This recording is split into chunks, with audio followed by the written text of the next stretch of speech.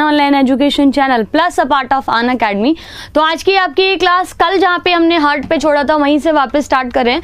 आज अपन यहाँ पे हार्ट से रिलेटेड जो कार्डिक साइकिल्स है वो पूरी कंप्लीट कर लेंगे। जिस तरीके के क्वेश्चन एग्जाम्स में आते हैं वो पूरा पार्ट कंप्लीट कर लेंगे। तो सीधा सा स्टार्ट करते हैं बिना किसी डिले के। अच्छा देखो, पहली चीज क्लास एग्जाम में जो अभी क्वेश्चंस आ रहे हैं ना, जेई का एग्जाम जो चल रहा है, बिल्कुल उसकी ही थ्योरी पे उससे जस्ट प्लस या माइनस चीजें मैं आपको करा रही हूँ।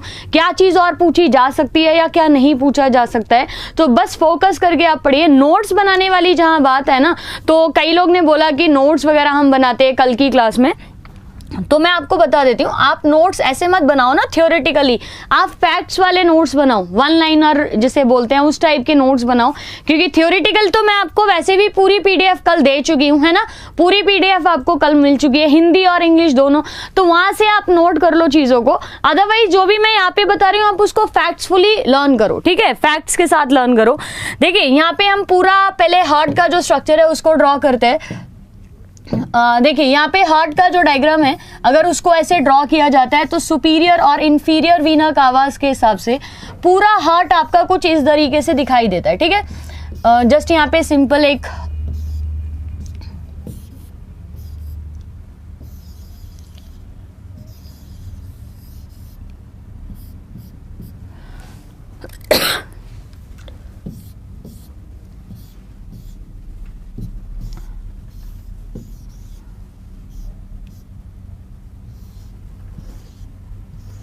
ओके फाइन, अभी ये हार्ट आपको पूरा दिखाई दे रहा है। देखो यहाँ पे चैम्बर्स कल क्लियर है।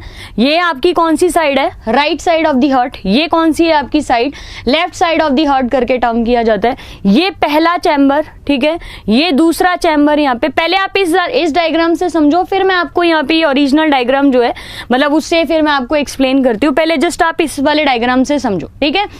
ये फर्स्ट चैम्बर, ये सेकेंड चैम्बर, ये थर्ड चैम्बर और ये फोर्थ चैम्बर, ठीक है। इसको हमने क्या बोला, ऑरिकल, इसको वेंट्रिकल, आलिंद और निलय करके इसको टर्म किया जाता है। देखो टेस्ट मैंने आपको कल भी बोला था, टेस्ट का सिचुएशन ये है कि अगर मैं इसको बीच में बोला, रोका तो गड़बड़ हो जाती। आज टेस्ट लेते फिर मैं मंडे हार्ट वापस स्टार्ट करती तो अपना फ्लो बिगड़ जाता। टेस्ट की टेंशन मत लो आप, टेस्ट में आपको आराम से बहुत अच्छा सा यहाँ पे कंप्लीट करा दूंगी, ठीक है। अभी देखिए फ्लो ऑफ हार्ट, सबसे पहले आपको समझना है कि ब्लड जो है वो कहाँ से कैसे फ्लो करता है आपका। तो सबसे पहले चीज आपको समझनी है कि आपके इस पूरे पार्ट में कहाँ से डीऑक्सीजनेटेड ब्लड आता है। तो आपको याद रखना है ये वाला जो पार्ट है, मतलब ऑरिकल का पहला चैम्बर, और क्लियरली मैंने आपको बोला था राइट साइड जो है ना हमारा, वो हमेशा डीऑक्सीजनेटेड ब्लड या इम्प्योर ब्लड या अशुद्ध जो रक्त है वो कैरी करता है। तो हमारी बॉडी के अपर पार्ट से, यानी कि इस वाले पार्ट से, जिसको हम बोलते हैं वेना कावास, ठीक है, क्या बोलते हैं, वेना कावास। वीन्स होती हैं, कुछ वेन्स होती हैं आपकी जो क्या कर रही हैं, अशुद्ध रक्त लेके आ रही हैं। सारा का सारा ब्लड जो है वो पहले चैम्बर में फुल हो गया, राइट। उसके बाद ट्राइकस्पिड्स वेल्स हैं यहाँ पे, यानी कि 3 गेट्स लगे हुए हैं, वेल्स लगे हुए हैं।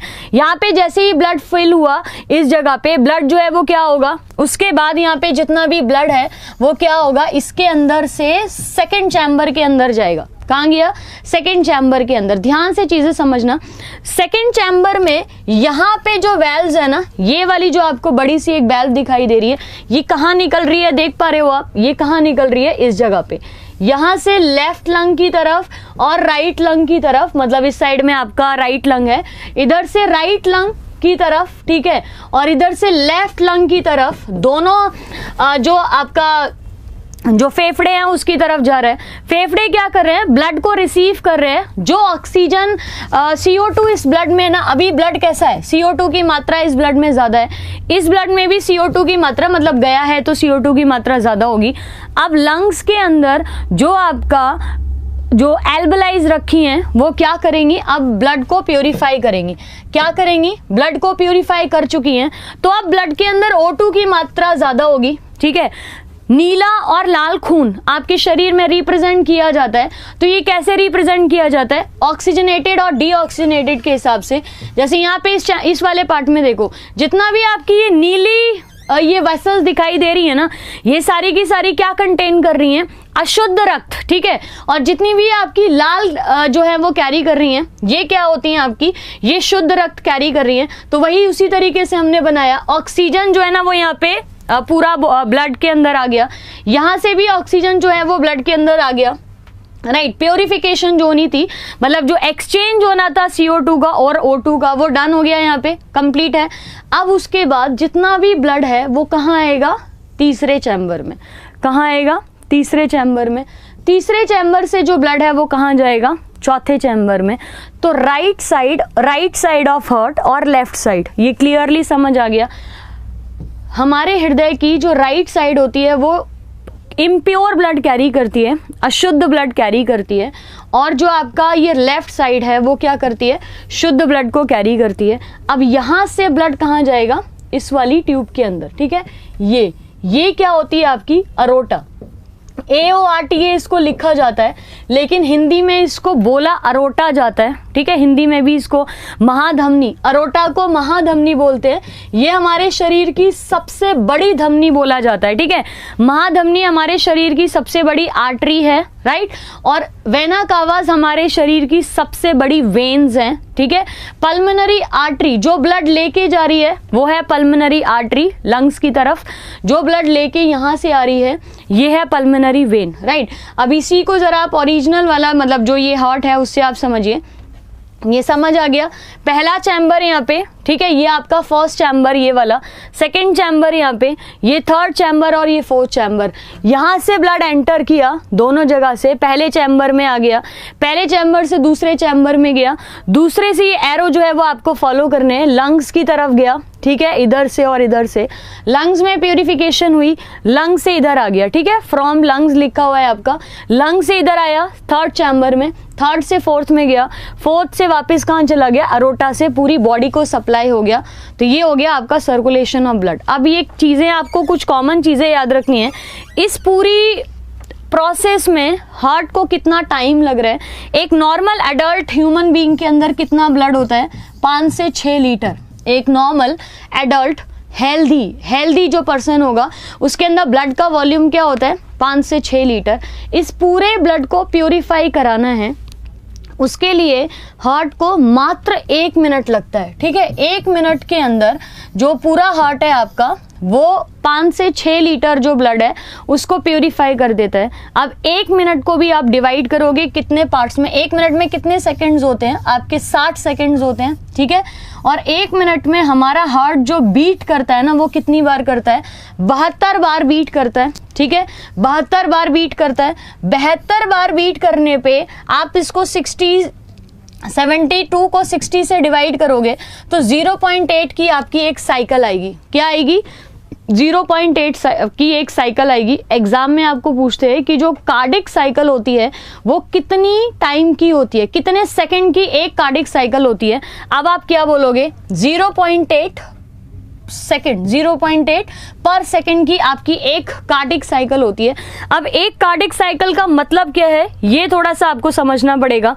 एक कार्डिक साइकिल का मतलब क्या, जब भी आपको 1 cc या 1 कार्डिक साइकिल बोला जाएगा तो इसका मतलब ये होता है कि एक कार्डिक साइकिल में 0.8 सेकंड में हार्ट ने एक बार तो 0.5 का सेकंड का टाइम पीरियड लिया, एक बार टाइम पीरियड लिया 0.3 सेकंड का। 0.5 सेकंड में जो हार्ट करेगा वो होगा कॉन्ट्रैक्शन। क्या होगा, कॉन्ट्रैक्शन। पूरा हार्ट क्या करता है, एक बार संकुचन और जो रिलैक्सेशन और कॉन्ट्रैक्शन की प्रक्रिया होती है उसको पूरा करता है। एक बार तो पूरा हार्ट इकट्ठा ऐसे कॉन्ट्रैक्ट करता है तो उसके अंदर जितना भी खून होता है वो बाहर चला जाता है, और एक बार पूरा रिलैक्स करता है, जितना खून होगा वो अंदर आ जाएगा। उसके बाद ऊपर के 2 चैम्बर्स एक साथ ऐसे कॉन्ट्रैक्ट करते हैं, नीचे के वेंट्रिकल जो है वो खुले रहते हैं, ऊपर का कॉन्ट्रैक्ट नीचे का बंद, और दोबारा में फिर वो पूरा एक साथ ओपन होता है। एक बार कॉन्ट्रैक्ट, एक बार रिलैक्स, और ऊपर के 2 चैम्बर कॉन्ट्रैक्ट। ये जो है ना, ये 0.5 और 0.3 सेकेंड ये कॉन्ट्रैक्शन और रिलैक्सेशन के लिए बोला जाता है। हार्ट की ये क्वेश्चन कल के एग्जाम में JEE के में पूछा हुआ है।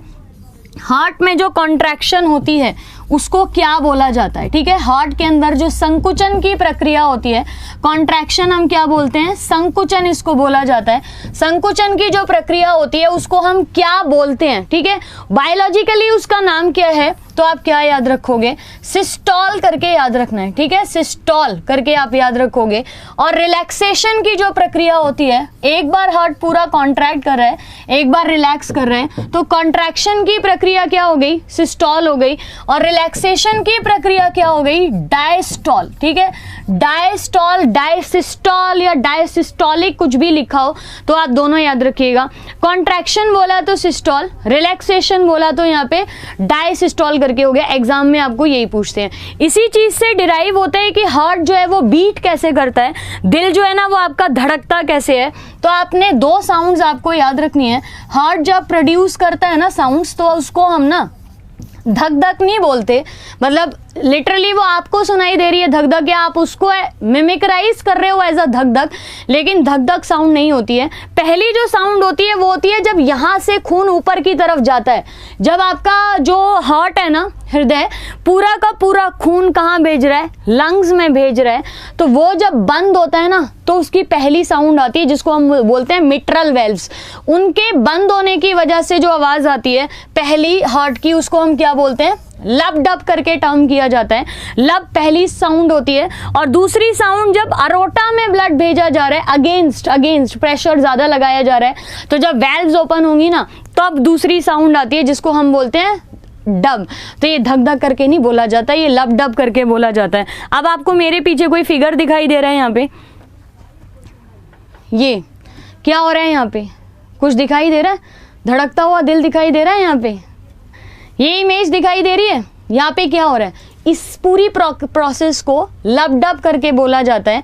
अब यहाँ पे आप ध्यान से देखना इस डायग्राम में पहली बार ऊपर पहले धड़क रहा है ये, उसके बाद नीचे, मतलब रिदमिक साइकिल हो रही है, ऑरिकल और वेंट्रिकल जो है वो घूम रहे हैं। फर्स्ट साउंड आपका ये, और सेकंड ये वाली साउंड जो है, फर्स्ट साउंड जो है ना वो आपका ये यहाँ पे ऊपर की तरफ देखो, यहाँ पे पहले दिल धड़क रहा है, उसके बाद नीचे, एंड देन ऊपर, उसके बाद फिर वापस नीचे, ऑल्टरनेट हो रहा है, ये ऑल्टरनेट हो रहा है। इस चीज को क्या बोलते हैं, लब और डब की साउंड करके इसको टर्म किया जाता है।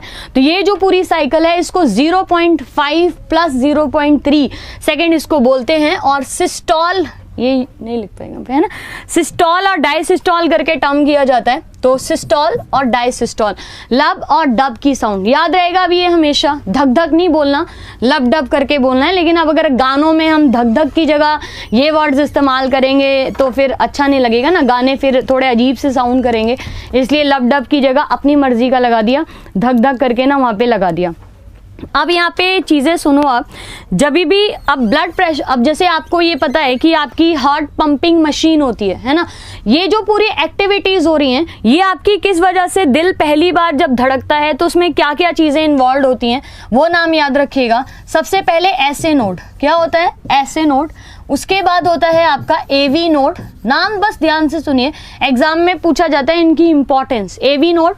उसके बाद होते हैं आपके पुरकिंजे फाइबर्स, जेई का जो एग्जाम है उसमें ये क्वेश्चन आपको पूछा हुआ है, पुरकिंजे फाइबर्स किस ऑर्गन से रिलेटेड है, सिर्फ इतना पूछा है, ज्यादा कुछ नहीं पूछा है आपको, पुरकिंजे फाइबर किस ऑर्गन से रिलेटेड है, तो ये वही वाली पार्ट। और आखिरी पार्ट आपको याद रखना है bundle of his, bundle of his scientist के लिए है ये।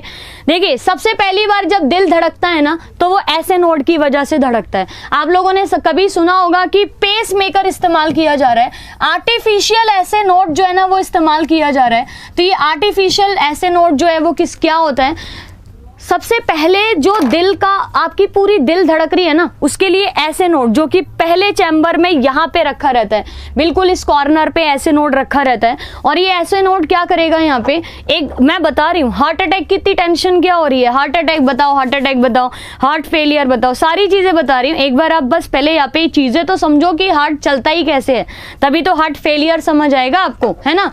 देखो ऐसे नोड सबसे पहली बार पहले चैम्बर में रखा होता है और वो ऐसे इम्पल्स करता है, ठीक है। जैसे उस डायग्राम में हम यहाँ पे देख रहे थे ना, इस यहाँ पे जो पहला चैम्बर है ना, उस पहले चैम्बर के अंदर ऐसे नोड रखा है, वो एकदम से इम्पल्स जनरेट करेगा। इम्पल्स जनरेट होने के बाद कहाँ जाएंगी, एवी नोड में जाएंगी, ठीक है। एवी नोड किसको एक्साइट करेगा? पुरकिंजे फाइबर्स। पुरकिंजे फाइबर क्या है? पूरा हार्ट के ऊपर जो आपको यहाँ पे मसल्स दिखाई दे रहे हैं ना, इस हार्ट के ऊपर आपको ये मसल्स दिखाई दे रहे हैं, जो ये मसल्स हैं, इनको हम क्या बोलते हैं? इनको पुरकिंजे फाइबर्स करके टर्म किया जाता है। और बंडल ऑफ हिस, आखिरी बंडल ऑफ हिस शरीर, ये हमारे हार्ट के अंदर ये जो नसें आपको दिखाई दे रही है ना, ये वाली, ये बंडल ऑफ हिस है। तो पूरे हार्ट की जो एक्टिविटी होती है वो इन 4 चीजों के ऊपर डिपेंड करती है, इन 4 चीजों के ऊपर डिपेंड करती है। SA node, AV node, Purkinje fibres और बंडल ऑफ हिस। नाम याद रहेंगे, नाम याद रखने हैं। एसए नोड को हम साइनोएक्ट्रियल नोड बोलते हैं, एवी नोड को एट्रियो वेंट्रिकुलर नोड करके टर्म किया जाता है। और ये दोनों तो नाम जैसे हैं वैसे हैं। अब हार्ट की फंक्शनिंग में आपने एक चीज, अब आपको इन सबकी एक्टिविटी पता करनी है कि आपका हार्ट जो है वो किस तरीके से कॉन्ट्रैक्ट कर रहा है, किस तरीके से रिलैक्स करता है। उसके लिए आपके पास एक मशीन है, क्या बोलते हैं उस मशीन को? ईसीजी। ईसीजी। कभी भी आपने गवर्नमेंट जॉब, आप में से कई लोगों का ऑलरेडी लग भी चुका है और आगे भी लगेगा, तो भी मैं बता देती हूँ। मेडिकल टेस्ट आप लोगों का कराया जाएगा, है ना, मेडिकल कराया जाता है, उसमें ईसीजी टेस्ट कराया जाता है। और जब आपको पर्ची दी जाएगी ना, तो इतनी बड़ी एक पर्ची दी जाती है, लाइट ऑरेंज कलर की वो पर्ची होती है, और उस पूरी पर्ची पे यूं यूं यूं करके सिंबल्स बने होते हैं ना। बाकी अगर नहीं है तो आपने मूवीज में तो देखा ही होगा, या हॉस्पिटल कभी ट्रैवल किया है तो वो देखा ही होगा। ये चीज जो है वो आपकी इस तरीके से होती है, ठीक है। ये मेनली सिंबल होता है ये, एक इसमें P, फिर Q, फिर R, फिर S और आगे एक T। मतलब आपका हार्ट जो है वो प्रॉपरली कॉन्ट्रैक्ट कर रहा है, प्रॉपरली रिलैक्स कर रहा है, और उसकी जो एक्टिविटी है या कार्डिक साइकिल है वो प्रॉपरली चल रही है यहाँ पे, तो उसको बोला जाता है ईसीजी करके। ईसीजी ग्राफ भी है और ग्राम भी। अब इसमें कंफ्यूजन नहीं करना, दोनों ऑप्शन कभी कभी दिए होते हैं। अगर आपको पूछा जाए कि हार्ट की एक्टिविटी को नापने वाली जो मशीन है उसको क्या बोलते हैं, तो आपको आंसर क्या करना है? इलेक्ट्रो कार्डियो वर्ड हार्ट के लिए इस्तेमाल होता है, कल भी मैंने आपको बताया है। और इलेक्ट्रोकार्डियोग्राफ, ध्यान से, ईसीजी की फुल फॉर्म या उस मशीन की फुल फॉर्म जो हार्ट की एक्टिविटी को नापती है क्या रहेगी? Electrocardiograph, right. अगर आपको पूछा जाए कि इस मशीन के द्वारा बनने वाला जो ग्राफ होता है वो क्या होता है, तो आप ये आंसर क्या करोगे? इलेक्ट्रोकार्डियोग्राम, ठीक है। ये बिल्कुल यहाँ पे उल्टा है, जो ग्राफ होता है उसको तो हम ग्राम कहते हैं, जो मशीन होती है ना उसको हम ग्राफ बोलते हैं, ठीक है। तो इलेक्ट्रोकार्डियोग्राम ग्राफ करके याद रखिएगा, उस मशीन का नाम होता है। कॉन्ट्रैक्शन और रिलैक्सेशन ये बताता है। सिस्टोलिक और डायसिस्टोलिक आपके किस तरीके से काम कर रहे हैं वो ये चीज को यहाँ पे मेंशन करता है। अब यहाँ पे हार्ट अटैक, जिसकी आप लोग को बड़ी टेंशन हो रही है, देखो वैसे तो अभी क्या हो रहा है ना कि जिस तरीके के एनवायरमेंट हम अपने लिए क्रिएट किए जा रहे हैं, आपको पता है पहले कैंसर जैसी जो बीमारी थी ना वो सुनाई तक नहीं देती थी। आज से 7-8 साल पहले आप ये मान के चलिए कभी भी नहीं सुनते थे, रेयरेस्ट कंडीशन में सुनते थे कि भाई उस पर्सन की डेथ जो है ना वो कैंसर से हो गई, है ना। अभी की कंडीशन आप देख रहे हो, ये चीजें मेरे ख्याल आप लोग देख सकते हो। अभी की कंडीशन क्या है? अभी हर दूसरे तीसरे आदमी, अगर कोई बीमार है ना, हर चौथा पांचवा आदमी को कैंसर है ना। ये क्या है? ये हमारे एनवायरमेंट में जो हम चेंजेस लेके आ रहे हैं ना उसका मेजर रिजल्ट है। उसी तरीके से पहले हार्ट की इतनी प्रॉब्लम्स होती थी क्या? नहीं। अभी हार्ट की प्रॉब्लम देखो आप, एक हार्ट अटैक हो गया, है ना, एक तो हो गया यहाँ पे हार्ट अटैक, ठीक है। दूसरा क्या? हार्ट फेलियर, है ना। और तीसरा क्या है? यहाँ पे कार्डिक अरेस्ट करके टर्म किया जाता है, जिसको हार्ट अरेस्ट करके या कार्डिक अरेस्ट करके टर्म करते हैं। ये 3 कंडीशन है जो हार्ट की प्रॉब्लम्स को रिलेट करती हैं। हार्ट अटैक, हार्ट फेलियर और कार्डिक अरेस्ट। कोई प्रॉब्लम नहीं है इसमें। सबसे बड़ी प्रॉब्लम है टेंशन, ठीक है। जहां आपको टेंशन हुआ, किसी भी पर्सन ने जहां पे अपना यहां पे लोड लाना शुरू कर दिया ना, अब ये आप एक चीज नोट करना, इन तीनों में सबसे बड़ा जो प्रॉब्लम है या सबसे बड़ा मेजर रोल जो प्ले करता है ना, हार्ट अटैक है, हार्ट फेलियर है या कार्डिक अरेस्ट है। मेजर जो रोल है वो आपका यहाँ का है, ब्रेन का है, ठीक है। आप अपना ब्रेन को शांति नहीं रख रहे हो बिल्कुल भी, इतनी टेंशन है, कोई भी चीज आपकी जिंदगी से बड़ी नहीं है, ये चीज आप मान के रखिएगा। और ये चीज आपने दिमाग में ना इसमें डाल निकाल के रख लो। कोई भी चीज क्या ले जाएगी, अब कोई एग्जाम है या कोई भी लाइफ की चीजें हैं या XYZ कोई भी चीज है, आपकी लाइफ से इंपॉर्टेंट कोई भी चीज नहीं है। अपनी सेल्फ रिस्पेक्ट से हटके आपको कोई भी चीज नहीं करनी है, इंक्लूडिंग जैसे हम यहाँ पे ये काफी एग्जाम्स को लेके प्रेशर बनाना क्रिएट कर देते हैं। किस्मत में है तो मिलेगा, कोई नहीं छीन सकता है ना आपकी किसी भी चीज को। तो यहाँ पे प्रेशर मत मनाइए, क्योंकि अगर आपके ब्लड प्रेशर में जरा भी दिक्कत होती है तो वो सीधा सीधा आपके हार्ट को प्रॉब्लम क्रिएट करता है। आपने ब्रेन पे ज्यादा स्ट्रेस लगा लिया, आपकी ऑक्सीजन की जो लेवल है ना वो हार्ट को जो पहुंचने वाली है वो हो जाएगी कम, है ना। आपने ज्यादा टेंशन लिया, आपका जो कोलेस्ट्रॉल बॉडी में डिपॉजिट होना है वो हो जाएगा अपने लिमिट से ज्यादा। अगर आप टेंशन फ्री रहते हो तो आपका ब्लड प्रेशर नॉर्मल रहेगा। अगर आप टेंशन फ्री रहते हो तो आपके शरीर में आपकी ऑक्सीजन की जो मात्रा है वो कॉन्सेंट्रेट रहेगी, ज्यादा वेस्ट नहीं होगी। और अगर आप टेंशन फ्री रहते हो ना तो आपकी बॉडी के अंदर कोलेस्ट्रॉल जो है ना वो चेंज होता है। देखो, कोलेस्ट्रॉल की जरूरत है, फैट की जरूरत है हमारे बॉडी को, लेकिन हमें गुड फैट की जरूरत है, हमें बैड फैट की जरूरत नहीं है। बैड फैट का मतलब, गुड फैट मतलब जो हमारे को जरूरत है हमारी वियरिंग एंड टीयरिंग। अगर आपके सेल डिवाइड करते हैं, आपके सेल को डिवीजन होती है तो उनको फैट की जरूरत होती है, लिपिड्स की जरूरत होती है, वो होता है आपका गुड फैट। अब आप ज्यादा कंज्यूम करे जा रहे हो, आपके एडिपोज टिश्यूज जो है ना वो भरे जा रहे हैं, यहाँ पे सारी चीजें आपकी भरी जा रही हैं, यहाँ पे एडिपोज भर रहे हैं। आपकी आर्टरीज में और आपकी वेन्स में अगर कोलेस्ट्रॉल डिपॉजिट होना शुरू हो जाए, ये रिजल्ट होता है आपके हार्ट अटैक का, राइट। अगर आपकी बॉडी के अंदर ऑक्सीजन की कमी हो जाए, ठीक है, आपको जितना उसको ऑक्सीजन चाहिए, आप जैसे लंग्स में है, नहीं ऑक्सीजन उधर तक पहुंच पा रहा है, थर्ड चैम्बर तक ऑक्सीजन नहीं पहुंच पा रहा है, तो हो जाएगा हार्ट फेलियर, ठीक है, हार्ट फेलियर। अगर मसल्स हार्ट की अच्छे से काम नहीं कर रही हैं, जैसे इस वाले डायग्राम में मैंने आपको क्लियरली दिखाया था, ये जो ऊपर की मसल्स है ना ये आपके पूरे हार्ट को कॉन्ट्रैक्ट और रिलैक्स कराने में मदद कर रही हैं।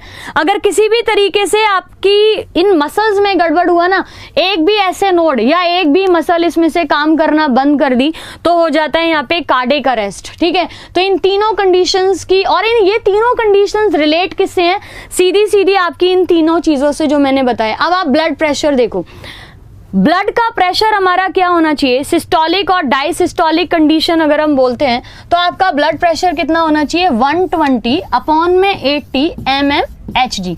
मरकरी पे उसको नापा जाता है, mmHg होता है, अपॉन में नहीं होता है, mmHg लिखते हैं हम यहाँ पे सीधा, राइट। तो अगर आप इसको mmHg करके यहाँ पे मेंशन कर रहे हो तो बेसिकली ये क्या हमने लिखा है यहाँ पे, mmHg, और आपने ब्लड प्रेशर मेंटेन किया, 120/80 हो गया, सिस्टोल डायसिस्टोल है।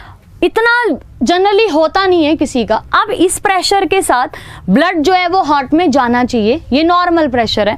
आप इसको 110 ले आओ, कोई दिक्कत नहीं है, 90 ले जाओ, कोई दिक्कत नहीं है, आप इसको 130 ले जाओ, कोई दिक्कत नहीं है, 140 तक ले जाओ, कोई दिक्कत नहीं है, इसको आप 70 तक लेके आ जाओ, कोई दिक्कत नहीं है, 80 को आप 90 ले जाओ, कोई दिक्कत नहीं है, ये नॉर्मल है।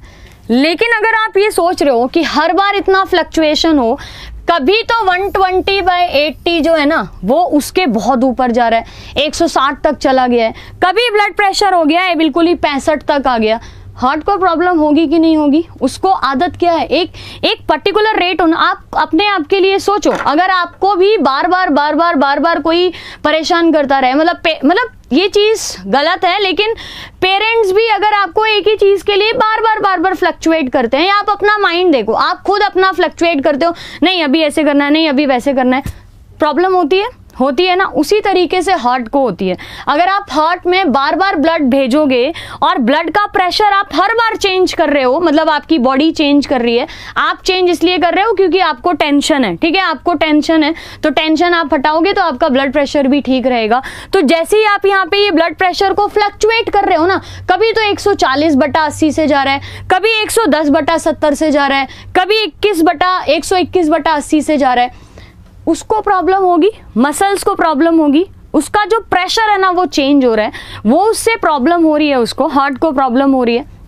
इसको हम बोलते हैं यहाँ पे मसल्स की वीकनिंग। और ऐसा कभी हो जाएगा कि एकदम से ब्लड प्रेशर ज़्यादा फ्लक्चुएट किया तो हार्ट अपना काम करना ही बंद कर देगा। ज़्यादा कोई पिंच करता है ना तो फिर आदमी फ्रस्ट्रेट होके हट ही जाता है, वही वाली कंडीशन है। छोटे छोटे अच्छे अच्छे से ऑर्गन हैं, दे आर ऑलरेडी वर्किंग। आपको पता है ना, आपका heart is the only organ जो पूरे 24 घंटे में कभी रेस्ट नहीं करता है ना। अगर इसने माइक्रो सेकेंड का भी रेस्ट लिया ना तो RIP हो जाएगी, मतलब फिर हम ही रेस्ट पे चल जाएंगे हमेशा के लिए। तो heart is the only organ in your body जो कभी रेस्ट नहीं करता। इससे मतलब कुछ सीखना चाहिए अपने को। 24 घंटे काम करता है, 24 घंटे काम करता है। माइक्रो सेकंड भी छोड़ो, आप माइक्रो सेकंड भी अगर इसने काम करना बंद किया तो दिक्कत हो जाएगी। इसकी जो रेस्ट होती है वो खुद अपने आप में होती है। एक सिस्टोल से डायसिस्टोल के बीच में एक बहुत माइक्रो सेकंड का ये रेस्ट लेता है। तो अगर इसको बॉडी के ऑर्गन्स के हिसाब से बोला जाए तो this is the most busiest organ of your body. ठीक है, दूसरा चीज यहाँ पे कि अगर यहाँ पे अपना एक हम टर्म इस्तेमाल करते हैं, मतलब हार्ट के लिए हम टर्म कर रहे हैं कि मोस्ट बिजीएस्ट ऑर्गन है। ब्लड का जो पूरा एक्सचेंज है वो हार्ट के द्वारा किया जाता है। जो भी यहाँ पे ब्लड की एक्टिविटी, मतलब ब्लड को आपको सेंड करना है बॉडी को, क्या प्रेशर होना चाहिए, किस प्रेशर से ब्लड आना चाहिए, ये सब कुछ हार्ट कर रहा है। हार्ट आपका मीडिएटर की तरह यहाँ पे काम कर रहा है। ठीक है, तो ये सारे कुछ पॉइंट्स हैं। एक पॉइंट आपका कुछ इंपॉर्टेंट स्किप हुआ दिमाग से यार अभी, है ना, ये थोड़ा सा ओके, लेट मी रिकॉल। बाकी चीजें मेरे ख्याल से समझ आ गई। हार्ट नेवर रेस्ट, ये इंपॉर्टेंट है। कई बार ये क्वेश्चन एग्जाम में पूछा हुआ है कि हार्ट जो है ना वो कभी रेस्ट नहीं करता है। कौन सा ऑर्गन है जो कभी आपका रेस्ट नहीं करता है? टोटली मस्कुलर ऑर्गन है, किसी भी तरीके की कोई हड्डी इसके अंदर मौजूद नहीं होती है। कार्डिक मसल्स का बना होता है। ठीक है, कौन सी मसल्स का बना होता है? कार्डिक मसल्स आपको करके याद रखनी है यहाँ पे। बाकी सारी चीजें आपको मेरे ख्याल समझ आ गई हैं। अच्छा, ब्लड प्रेशर को नापने के लिए कौन सी मशीन को इस्तेमाल करते हैं? तो आपको वैसे तो ये ब्लड वाले पार्ट में करेंगे, पर स्फाइग्मोमेनोमीटर करके इसको टर्म किया जाता है। अच्छा, इसमें एक कॉन्टेक्स्ट और एक चीज और, यहाँ पे हार्ट की ट्रांसप्लांटेशन मैंने आपको बताया था।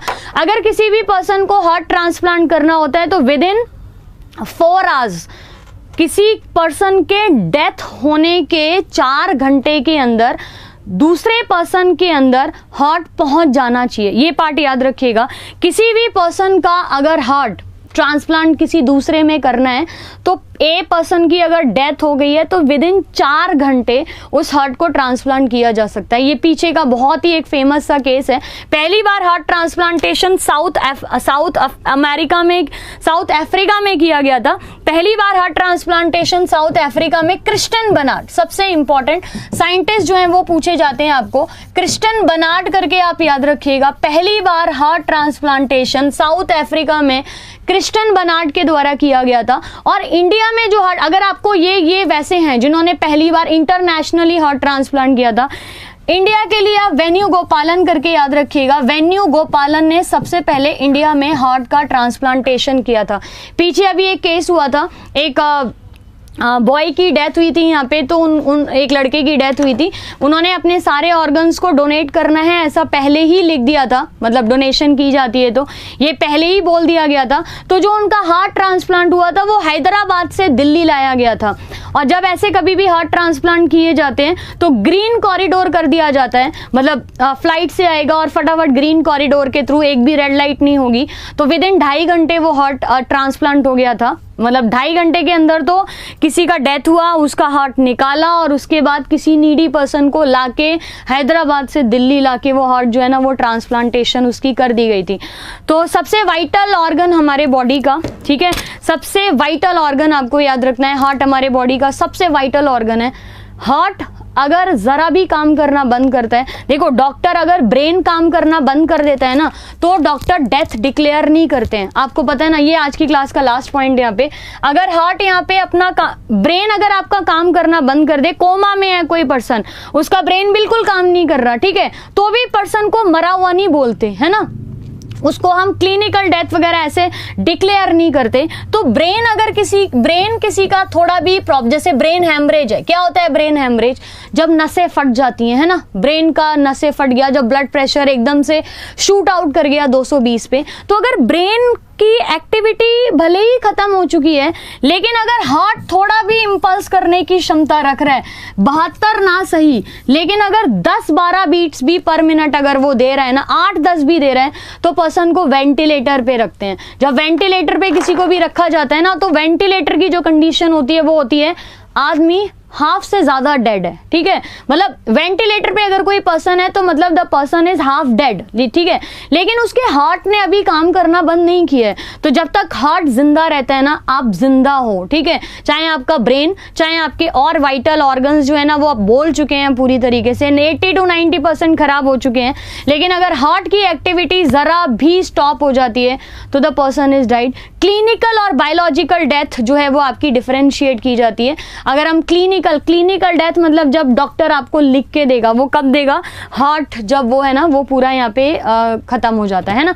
तो ये सारा पार्ट यहाँ पे मंडे की क्लास में हम लोग यहाँ पे आपका जो ब्लड ग्रुप है उसको कंप्लीट करेंगे। ब्लड वाला जो पार्ट है इसमें उसको कंप्लीट किया जाएगा, तो वो वाला पार्ट कंप्लीट कर लेंगे। टिल देन कल की क्लास मतलब अब आपकी मंडे को क्लास होगी तो ब्लड पार्ट कर लेंगे। मेरे ख्याल हार्ट वाला पार्ट आपको क्लियर है, ब्लड वाला पार्ट मंडे करते हैं। तो आज के लिए प्लीज़ करके जो पीडीएफ आपको दी गई है उसको आप रिवाइज करिए यहाँ पे अच्छे से। कुछ भी कंडीशन, कुछ भी कमेंट, अच्छा देखो क्लास में आप लोग क्वेश्चंस ये वाले ऐसे नहीं पूछा करिए क्योंकि it's not possible to answer. आप कमेंट बॉक्स में आप नीचे लिख दिया करो कि क्या प्रॉब्लम है, जो भी कुछ प्रॉब्लम है वहाँ पे मैं आपको रिप्लाई कर दूंगी, ठीक है। बाकी यस, लाइक करना है वीडियो को, अगर आपको पसंद आई है कोई भी चीज़ यहाँ पे लाइक करना है वीडियो को, ठीक है। बाकी मैथ्स की क्लास स्टार्ट हो चुकी है आपकी आई गेस, तो you can go there and yes Monday मिलते हैं विद ब्लड, ठीक है। Thank you so much, bye bye.